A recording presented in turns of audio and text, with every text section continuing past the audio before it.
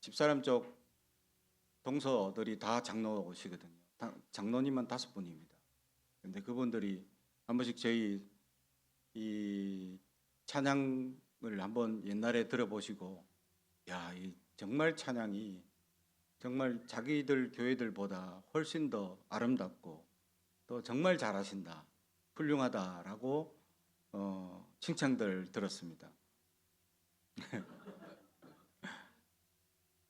정말 가슴에서 우러나고 진심으로 찬양하는 우리 찬양대, 정말 어떤 큰 찬양대보다 저는 훌륭한 찬양대라고 생각합니다.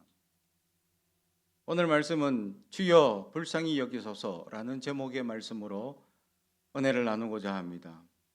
오늘 말씀, 이스라엘 골짜기를 여행하시던 예수님께서 오늘 10명의 문둥병자를 치유하는 사건을 보게 됩니다. 예수님께서 이제 마지막 여정, 예루살렘으로 가시는 이 여정 중에, 마지막 여정 중에 하필 이 사마리아와 예루살렘 사이에 있는 이 한 마을에 가시는 이유가 무엇일까라고 생각해 보면, 오늘 이 10명을 만나기 위해서 주님께서 지나가시지 않을까 생각해 볼 수 있습니다. 이 10명의 문둥병자, 이들은 자기 이 시대에 살며 하나님의 저주를 받은 질병이라고 여겨져 정상적인 생활이 불가능한 사람들입니다. 그리고 그들은 사람들을 피해 다녀야 했고, 나는 부정한 사람입니다, 나는 부정한 사람입니다 라고 고백하며 사람들에게 가까이 오는 것을 방지해야 했던 사람들입니다. 사람들에게 저주를 받고 모욕과 치욕을 당해야 했습니다. 그나마 그들은 10명이라는 공동체 생활을 통해서 서로를 위로하는 그러한 삶을 살았습니다. 사람들에게 외면과 심지어 폭행과 모욕을 당하며 하루하루 살아가는 그들의 삶이 비참하기 그지없는 삶을 살았습니다. 그들은 하루를 구걸로 연명하는 것이 전부였습니다. 그나마 믿음을 가지고 있는, 하나님의 믿음을 가지고 있는 사람들이 구제라는 것을 통해서 그들에게 연명할 수 있는 일들을 이어지게 하였다라는 것이죠. 그들에게는 희망이 없습니다. 그들은 미래를 꿈꿀 수가 없었습니다. 하루하루 그냥 생존, 살아가는 것이 전부였습니다. 그런 사람들, 이 문둥병자와 같은 사람들, 이 시대에 우리 주변에도 있을 수 있습니다. 하루하루 살아가고 미래가 없고 소망이 없고 꿈을 꿀 수가 없는 사람들이 있을 수 있습니다. 그냥 하루 살아가는 것이 전부인 사람들이 있을 수 있다라는 것이죠. 우리 통합적 교단 안에서는 동방성장이라고 해서 교회들 어려운 목사님들 있으면 청원을 하면 몇 년 동안 얼마 되지 않는 돈이지만 이렇게 도움을 주고 있습니다. 저도 그 도움을 받았던 적이 있었고, 그래서 제가 도움을 받는 그 중에 함께 도움을 받던 목사님들끼리 1년에 모여서 위로회를 해줍니다. 식사도 하고 선물도 주기도 합니다. 근데 그때 제가 참여하는 그때에 참여했던 목사님들이 대부분 연세가 굉장히 많으신 분들이 있었습니다. 이제 목회 거의 이제 은퇴를 앞두고 있는 분들도 있었죠. 근데 그분들이 이 노예 정해진 규칙대로 몇 년 도움 받으면 끝입니다. 그래서 내가 받는 그 순간에 같이 이렇게 처음에는 하시다가 그 해에 다들 끝나는 시기가 되어서 이 도움이 끝나면 정말로 그분들은 어디서 도움을 받지 않으면 생존의 위험까지 다가오는 몇몇 분들이 있어서 도움을 계속 받았으면 좋겠다라고 청원을 했죠. 하지만 노예는 규칙이 있고 법이 있어서 그대로 다시 청원을 받을 수 없었고, 그들을 어떻게 할 것이냐라는 문제에 그냥 법대로 다시 청원을 받을 수 없고, 교회 중에 도움을 줄 수 있다면 도움을 주는 방향으로, 그래서 몇몇 교회에 더 부담을 해서 이렇게 도움을 줬던 적이 있었습니다. 우리 교회도 한 교회를 돕고 있습니다. 근데 그분들을 보면서 제가 참 안타까운 마음을 가졌던 적이 있습니다. 정말 그들은 살아가는 게, 정말 하루하루 살아가는 게 정말 노예에서 도와주는 그 단 얼마, 그것에 목매고 매달리며 정말 사정하는 모습을 봤을 때, 연세가 정말 60이 넘으셨고 이제 은퇴가 코앞인데도 불구하고 그들이 생존이라는 것에 매여 달려서 이제 젊었을 때 교회를 아무리 해도 코로나 때 다 떠나버리고 그나마 남아있는 교인들도 남아있지 않은 그런 교회마저도 있는 그런 모습을 보며 위기를 경험했던 그 목사님들을 보게 되죠. 그래서 교회 노예에서는 이런 어려운 목사님들이 너무 많아서 노예 전체가 안 되겠다, 도움을 줘야 되겠다 하고 그때 모금을 해서 한번 도움을 줬던 적도 있습니다. 가난한 이들을 위한 구제 또는 선교는 일명 밑빠진 독의 물붓기입니다. 그냥 물을 부어야 합니다. 그냥 빠진 독처럼 계속 도움을 주는 것이죠. 그들은 그것이 생존이 되고 그냥 살아가는 것뿐입니다.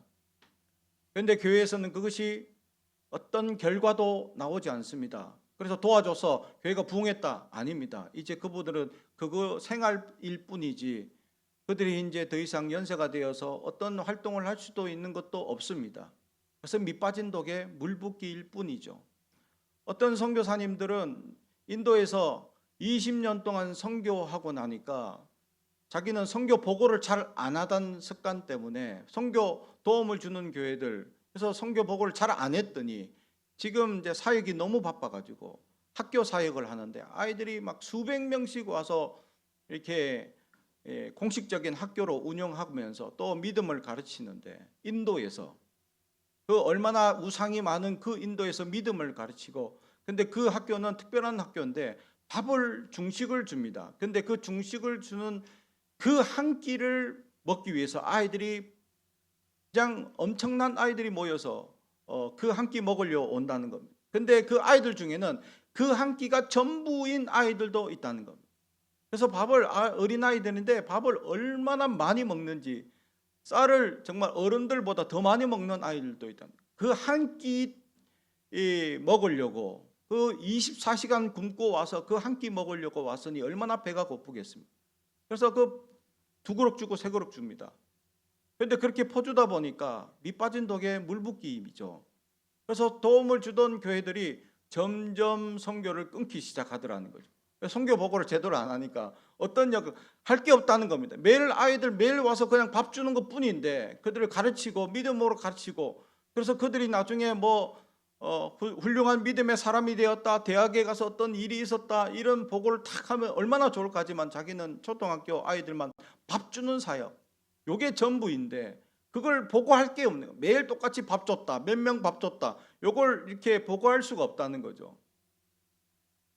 그래서 보고를 잘 안 하다 보니 보고 안 받던 교회 보고를 못 받던 교회들이 그렇게 도와주다가 점점 끊어서 20년 만에 선교하다가 나오셨다는 거예요. 왜 나오셨냐?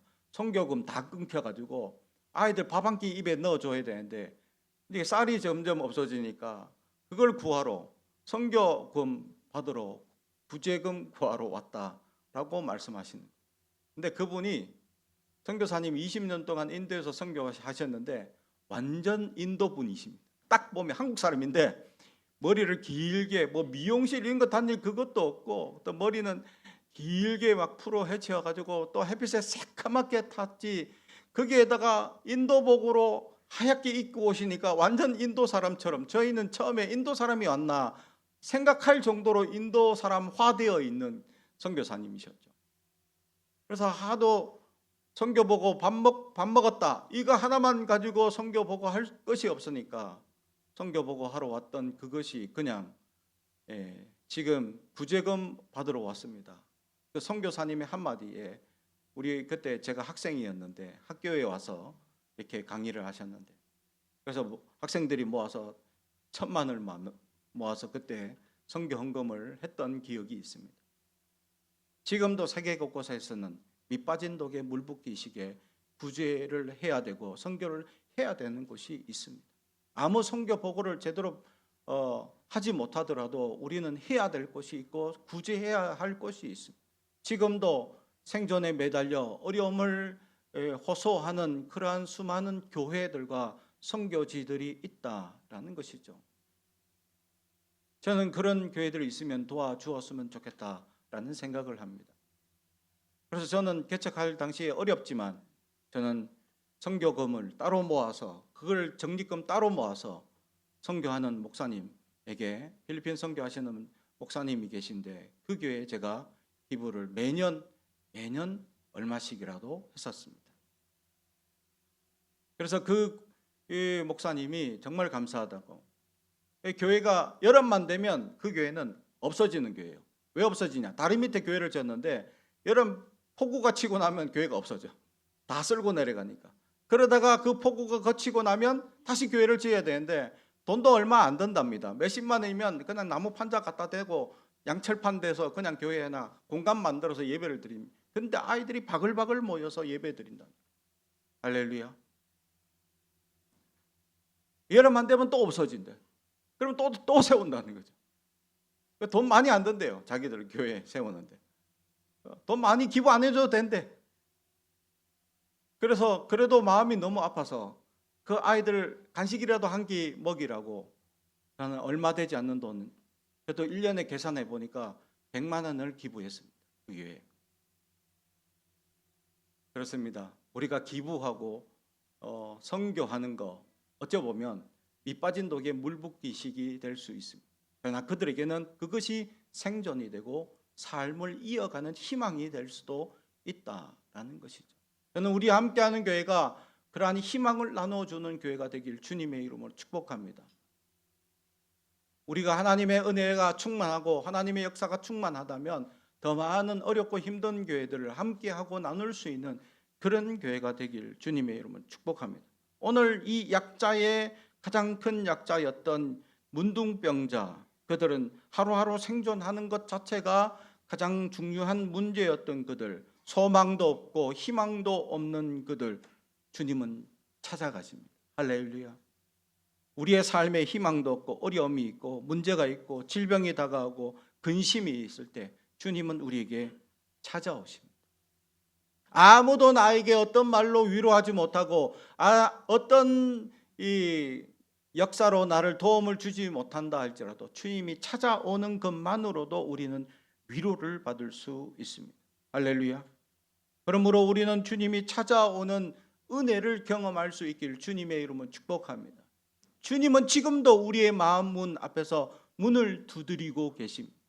우리는 우리의 마음 문을 활짝 열고 주님께서 함께 동행하는 삶이 되길 주님의 이름으로 축복합니다. 주님은 우리와 함께 하길 원하십니다. 우리의 삶에 관여하길 원하고 우리의 삶에 주님이 역사하시길 원하고 있습니다. 그 역사 속에는 하나님의 위대한 계획들과 하나님의 놀라운 은혜들을 준비하고 계획해 놓으셨기 때문입니다. 거기에 우리가 순종한다면 하나님의 놀라운 역사를 우리는 경험할 수 있을 것이다 라는 것이죠. 불순종하면 어떻게 됩니까?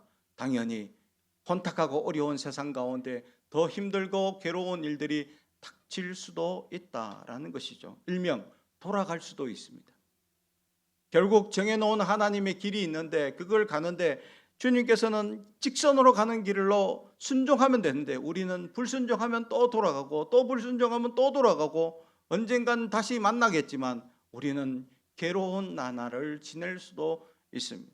사랑하는 성도 여러분, 우리는 주님 은혜 가운데 찾아오시는 우리를 만나기를 희망하시며 우리에게 소망을 주시는 그 예수님, 우리의 마음 문에 찾아오셔서 문을 두드리시는 그 주님을 오늘도 만나고 주님을 깨닫는 우리가 되길 주님의 이름으로 축복합니다. 이 희망이 없던 이들에게 희망의 소식이 전해집니다. 예수님이 왔다는 겁니다.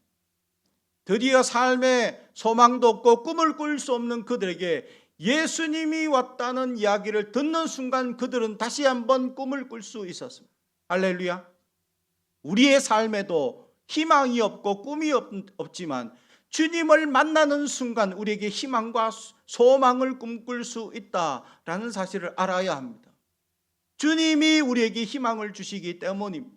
우리의 삶과 경험과 우리의 모든 가진 스펙으로 이 세상을 이겨내는 것이 아닙니다. 주님이 우리를 살려주시고 이끄시는 은혜로 우리는 살아가고 있음을 알아야 합니다. 그러므로 우리는 주님의 놀라운 역사와 소망을 따라 오늘도 주님 감사합니다. 깨닫는 은혜가 있기를 주님의 이름으로 축복합니다.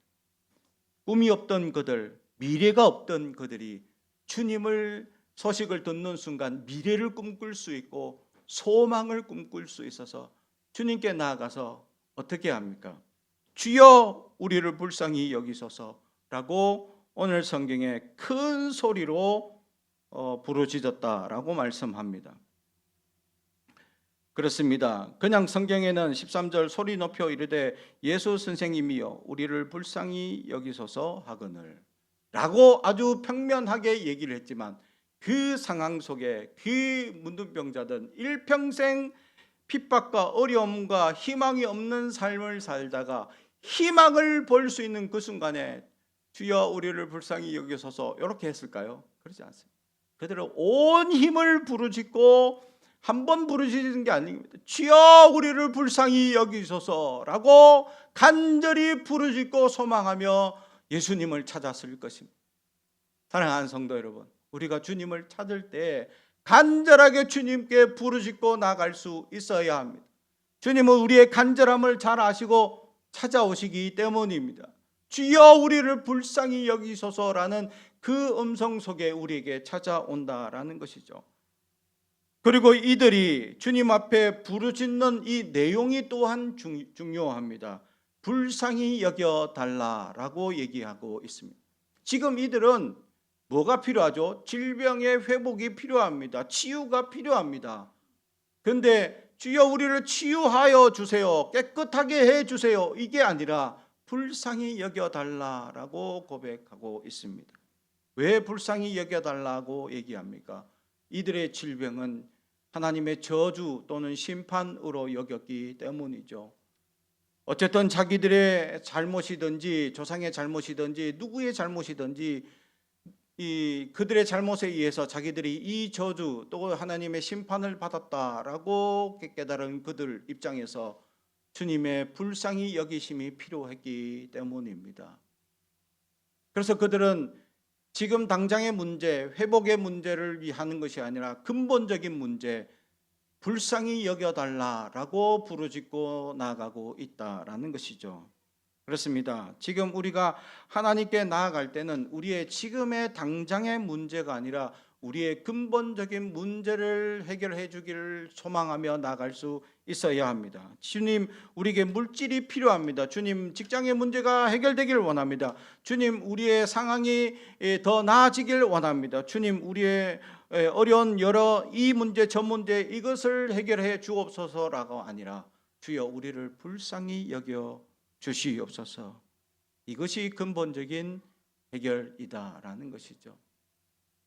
하나님이 우리를 불쌍히 여기시는 순간 치유가 되기 시작하기 때문입니다. 주님께서는 다니시며 수많은 병자와 또 주님을 찾는 이들을 향하여 보실 때마다 그들을 불쌍히 여기시며 그 다음에 나오는 말씀이 곧 치유가 시작되더라. 할렐루야. 주님은 불쌍히 여기시는 순간 치유가 되는 놀라운 은혜의 역사를 성경 곳곳에서 우리에게 보여주고 있듯이 우리는 주님 앞에 불쌍히 여김을 받는 순간 우리의 모든 문제, 우리의 회복되어야 될 모든 근본의 문제들이 해결되는 역사를 보게 되는 것입니다. 사랑하는 성도 여러분, 그러므로 우리가 어려운 문제에 있어서 그 문제에 당면한 그 문제만 위해서 기도하고 부르짖는 것이 아니라 주여 우리를 불쌍히 여겨 주옵소서라고 기도하시기 바랍니다. 그러면 우리의 모든 당면한 문제들이 해결되고 치유되고 회복되는 놀라운 은혜를 경험할 줄로 믿습니다. 이들의 간절히 부르짖는 그 소리 속에서 주님은 14절 보시고 이르시되 가서 제사장들에게 너희 몸을 보이라 하셨더니 아멘. 주님의 행동이 기이한 행동을 하시고 있습니다. 지금까지 내 믿음대로 될지라 뭐 하든지 치유되라 하든 달리다고 마시든지 뭔가 말씀을 하셔서 치유되었음을 표현하고 있는데, 아니 제사장에게 보이라, 이게 이들에게 보이는 해결점이었다라는 것이죠. 우리가 생각할 때 어쩌면 이런 생각도 할 수 있습니다. 아니 제사장에게 보이는 문제는 둘째입니다. 치유되고 나서 제사장한테 가야 그래야지 치유받습니다. 지금 이들은 치유받지 않았습니다.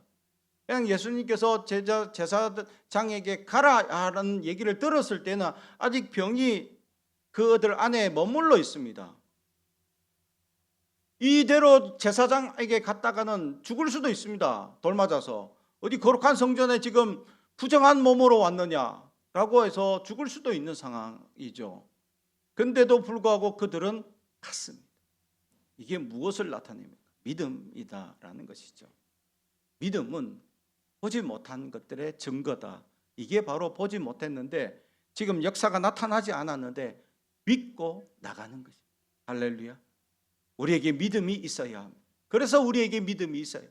믿음은 지금은 나타나지 않았습니다. 지금은 현상이 없습니다. 근데 내가 믿습니다 하고 나가는 그 결단 우리에게 필요합니다. 우리 함께하는 교회가 하나님의 놀라운 은혜의 역사로 부흥하고 성장하고 하나님 수많은 구제와 긍휼의 역사와 선교의 역사들이 나타날 줄 믿습니다 하고 믿고 고백하면 나타날 줄로 믿습니다. 사랑하는 성도 여러분, 지금은 보이지 않죠. 지금은 볼 수도 없는 것 같을 수 있습니다. 하지만 믿음은 믿습니다 에서 시작하는 것. 그리고 그들은 지금 아무도 낫지 않았고 아무런 회복도 없습니다. 아무런 회복될 기미조차 없는데 그들은 나아갔습니다. 그런데 역사는 언제 시작합니까? 가다가. 할렐루야. 가다가. 믿습니다 하는 순간 되는 것도 아닙니다. 그냥 삶을 믿고 살아가는데 어느 날 되는 것입니다. 할렐루야. 믿음이 승리하는 역사를 보게 되더라라는 것을 오늘 성경은 열 문둥병자를 통해서 우리에게 보여주고 있습니다. 믿음이 뭐냐? 믿음이 뭐냐? 우리에게 정말 믿음이 있습니까? 믿음은 보고 믿는 게 아닙니다. 보지 못하고 믿는 게 진짜 믿음이죠.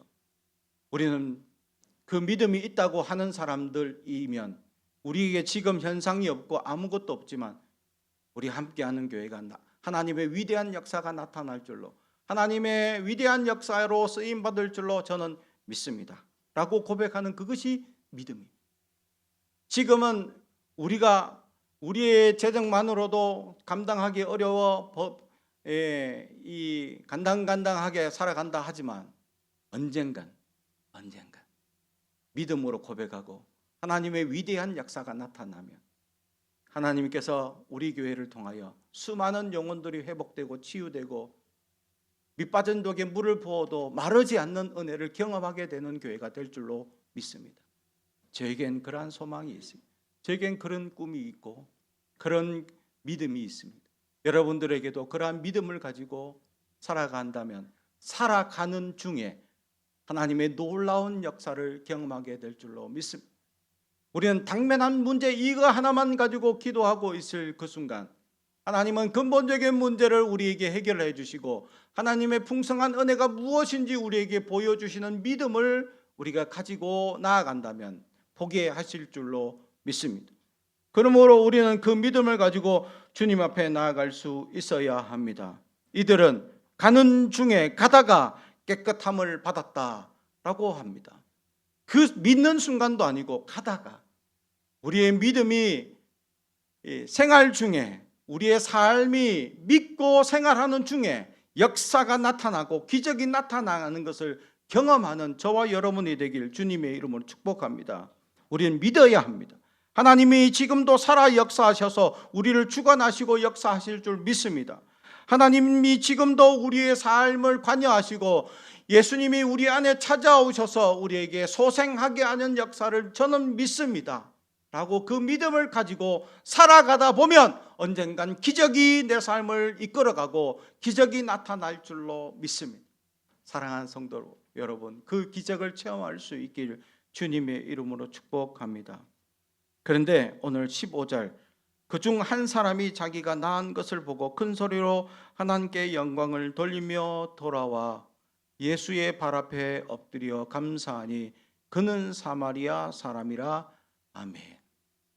10사람이 가다가 다 회복됐는데 한 사람만 돌아왔다라는 안타까운 이야기의 모습으로 마무리되어 가고 있습니다. 믿음의 사람 수백 명이 있는데 10명 중에 한 명이면 10%죠. 믿음의 수백 명 중에 10%만 진짜 믿음이고 나머지 90%는 가짜 믿음일 수 있다라고 생각한다면 여러분 진짜 믿음입니까? 가짜 믿음입니까? 나는 진짜 믿는 사람입니까? 아니면 그냥 모양만 기독교인입니까? 우리는 진짜 예수 믿는 사람들이 되어야 합니다. 그 진짜 예수님을 믿는 사람은 감사가 있기 때문이죠. 하나님의 은혜를 알아서 하나님께 당연히 감사의 생활이 절로 나타나게 됩니다. 감사가 없다는 것은 교만한 삶을 의미합니다. 다른 말로도 믿음 없다는 것이죠. 역사를 체험하고 기적을 체험했음에도 불구하고 그들은 감사가 없습니다. 그냥 오랜 신앙생활로 그냥 경험만 있고 생각만 깊고 지식만 쌓여 있는 사람, 그것이 믿음으로 내려오지 못하고 그냥 믿음과 지식이 따로 분리되어 있는 사람들을 의미하고 있는 것입니다. 우리는 어떠합니까? 믿음과 지식이 분리되어 여전히 모양만 기독교인으로 살아가고 있지는 아니합니까? 10명 중에 1명, 10%밖에 되지 않는 그 사람이 진실된 믿음이라 한다면 우리는 정말 믿음이 진실한 것인지 우리는 우리의 삶을 돌아볼 수 있어야 합니다. 감사는 무엇을 보여주고 있습니까? 즉시 돌아와 감사하고 있습니다. 감사가 일어나는 순간 감사를 돌릴 줄 아는 사람입니다. 작은 일이든 큰 일이든 하나님께 먼저 감사를 드릴 수 있는 사람이 되고 있다라는 것이죠. 사랑하는 성도 여러분, 우리 안에 많은 감사의 제목들이 있지만 얼마나 많은 사람들이 그 감사의 영광을 돌며 살아가고 있습니까? 우리는 감사할 줄 알아야 합니다. 그리고 주님은 묻죠. 17절 예수께서 대답하여 이르시되 10사람이 다 깨끗함을 받지 아니하였느냐? 그 9은 어디에 있느냐? 다른 말로 한번 말씀을 드립니다. 10사람이 다 은혜를 받지 아니하였느냐? 그 9은 어디 있느냐? 10사람이 다 하나님의 역사를 경험하지 아니하였느냐? 나머지는 어디 있느냐? 사랑하는 성도 여러분, 우리는 9에 속하고 있지는 아니합니까? 감사가 없고 하나님의 감사를 영광을 돌리지 못하고 그냥 받은 것에 그냥 지나치고 그렇지 그냥 받아 누릴 줄만 아는 아직까지 어린아이 신앙으로 머물러 있지는 아니합니까? 근데 특이하게도 18절 이 이방인 외에는 하나님께 영광을 돌리러 돌아온 자가 없느냐라고 매우 안타까운 모습으로 말씀하고 있는 것 같은 느낌이 들지 않습니까? 사랑하는 성도 여러분, 우리는 감사를 드릴 수 있어야 합니다. 하나님께 지금까지 살려주시고 지금까지 함께 하시고 지금까지 도와주시고 지금까지 우리에게 얼마나 수많은 계획들과 역사로 수많은 사람들을 또 상황들을 역사하셔서 나를 지금까지 인도해 주셨던 위대한 역사들을 감사할 줄 알아야. 감사가 없는 삶, 주님은 지금도 안타까워하시며 돌아보십니다. 근데 그 감사한 사람이 하필이면 이방인 한 사람일 뿐입니다. 다시 말하면 이 10사람 중에는 유대인도 포함되어 있습니다. 그들은 하나님을 믿는 사람이고 또 사마리아 지역이니까 사마리아인도 있습니다. 반은 그래도 예수님을 하나님을 믿는 사람이죠. 그런데 그 사람들도 오지 않고 예수님께 온 사람은 이방인 한 사람이 찾아왔다라는 것이죠. 사랑하는 성도 여러분, 이 일이 어떻게 된 것인지 우리는 우리의 삶을 돌아봐야 합니다. 우리가 오래 신앙생활을 했다 하면 우리는 어쩌면 부끄러울 줄 알아야 합니다. 어쩌면 우리는 하나님 말씀 앞에 이 9명처럼 수많은 은혜와 수많은 감사와 수많은 역사들을 체험했음에도 불구하고 여전히 감사 없이 주님께 찾아오지 못하는 어리석은 삶을 살 수 있기 때문이죠.